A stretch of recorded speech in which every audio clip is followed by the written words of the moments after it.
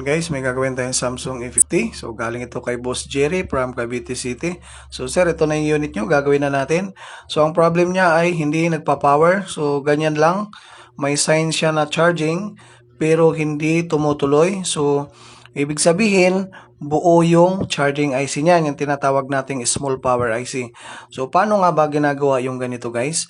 So, simple lang. Ang kailangan natin, mag-focus tayo sa power IC at saka sa CPU. Dalawa ang babagsakan natin dito dahil yung lightning na lumalabas,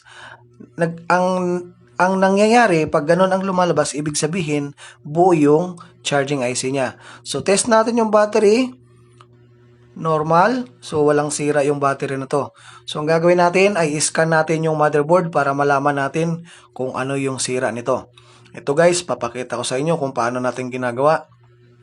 So, gumamit tayo ng short cam, tsaka charger, para mapalabas natin yung sira. Ayun, uminit yung power IC. Sumunod yung CPU. So, ayan na guys, dalawa ang lumabas. Yung small power IC na tinatawag natin at saka yung CPU. So, uminit siya. So, pero hindi ganun kalakas yung small power IC. Yan, kaunti lang siya. Kaunti lang init. Tatanggalin natin to guys para malaman natin kung saan talaga siya. Kasi nakatakip to ng frame. So, hindi natin ginamitan ng hot air kasi delikado yan pag ginamitan na natin ng hot air. May chance na pumutok yung CPU.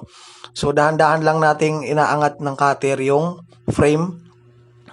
So, yung tama na pag ano nito guys, kasi silyado yung CPU, iwasan nyo na i-reheat. So, madidisgrasya natin yung board pag ganun.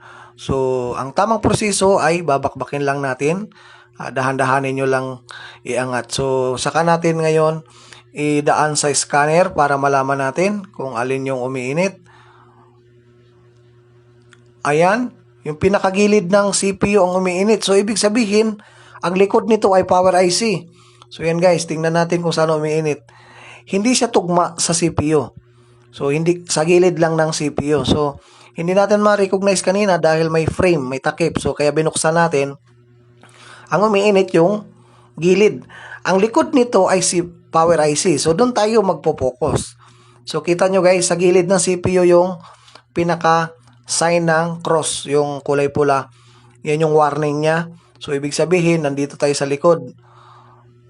So, yung power IC ang babakbakin natin. Ayan guys, so dito sa gilid, ito yung umiinit. Pero ang likod nito ay power IC. So, dito tayo magbubukas. Bubuksan natin to. Ganun pa rin ang gagawin natin. Yung cutter lang ang ginagamit natin para hindi siya ma-disgrasya yung CPU. So, ito yung tamang technique para malaman mo talaga siya. So, hindi tayo pwedeng galaw ng galaw hanggat hindi natin nakikita kung ano yung binabato ng scanner. So, kung ano yung sasabi ng scanner, yun ang susundan natin. So, ang sinabi niya, yung power IC. So, scan natin ulit para malaman natin kung ano talaga yung unang nasusunog. So, unang nasusunog, ayan. Ayun, dahan-dahan na nakikita nyo yung power IC. Ayan, dahan-dahan na siyang pumupula. So, ibig sabihin, ito yung sira. Ayan. Papalitan natin to guys para sigurado.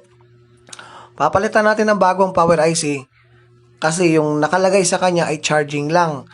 So, ibig sabihin, half shorted yung power IC na to. Hindi siya nadidetect na short killer, hindi nadidetect ng tester.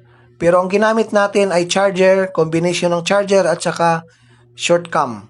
So, silang dalawa ang nagtatrace kung saan nanggagaling. So, tinuro ng short cam ang power IC. So, kasi yun ang unang-unang binabato. Pero, unang-unang nasusunog ang power IC, pangalawa yung small power IC, pangalawa yung power IC, main power IC tawag dito. Kasi kanina yung nasa bandang gilid ay small power IC yun. So, tinatawag natin na power module pa rin siya. Charging IC siya pero may kasamang power module. So, ito yung main power IC na pinapalitan.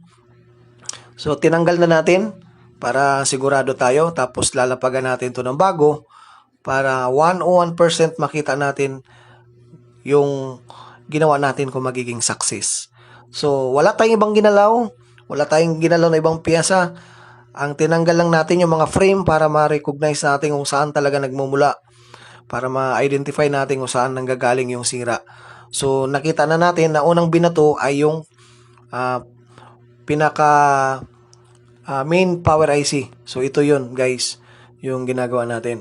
Ngayon, hindi tayo, kaya lagi kong pinagbabasihan yung sa shortcom natin kasi lahat ng sinabi niya ay accurate. Walang sinungaling, walang hocus-pocus. Lahat sinasabi yung totoo. So, ang nagiging trabaho natin ay nagiging basic na lang, nagiging simple na lang siya. Kasi tinuturo niya na kung saan yung problema. Nga lang, diskarte ng technician yun kung paano niya gawa ng solusyon na mapalabas yung sira na ganyan. So, yung sira na to ay madalas nangyayari sa Samsung A50, A71. So yan, tinuro niya na kung paano siya ginawa, paano yung sira, yun ang ginawa natin ay pinalitan. So, malalaman natin dito kung ano magiging resulta kung magcha-charge ba siya kasi ang battery niya ay may laman. Siguro baka na-drain na lang kasi sobrang init ng CPU. Pero, ang nangyayari, lightning lang ng charging ang nakalagay. So, kaya wala ko ibang option kundi magpapalit tayo ng power IC dahil ito yung tinuro sa atin. So, pinalitan na natin para sigurado. Yung temperature na ginagamit ko dito guys is 350 and 20 lang yung hangin. So, ayan na. Tapos na tayo maglapag. Tatry na natin kung magcha-charge tong unit na to. Pag nag-charge ito, ibig sabihin, success at nag-power. Success siya kung mag-power. Dahil ano yung unit na to, lightning lang nakalagay, walang power, ayaw mag-power, ayaw rin mag-charge. Yung charging IC, hindi natin ginalaw dahil pag lumabas yung lightning, ibig sabihin, good yung charging. May ibang error yon pag ganun. So, malalaman natin guys. Ito, try na natin kung mag-charge ang unit na to. Ayan. Medyo matagal. Ayun, naglabas na. Ayun, pumasok. Hindi naglagay ng ganyan, guys. Walang number 1 na nakalagay kanina. Lightning lang, kidlat lang ng sign. So, power on natin para sigurado. Wala na yung init. Yan, guys, wala nang kainit-init. So, power on na natin to para malaman natin kung success ba yung ginawa natin. Ayan, power on. Bang! Ayun, nag-power. So, ibig sabihin, 101% yung ginawa natin na working lahat ng sinabi ng scanner, sinundan natin, gumana lahat. Ayan na guys, tapos na tayo. So, I hope na may natutunan kayo dito sa video natin. Ayan, may charge na siya. So, ayos na ito. Wala na tayong problema. So, kay Boss Jerry,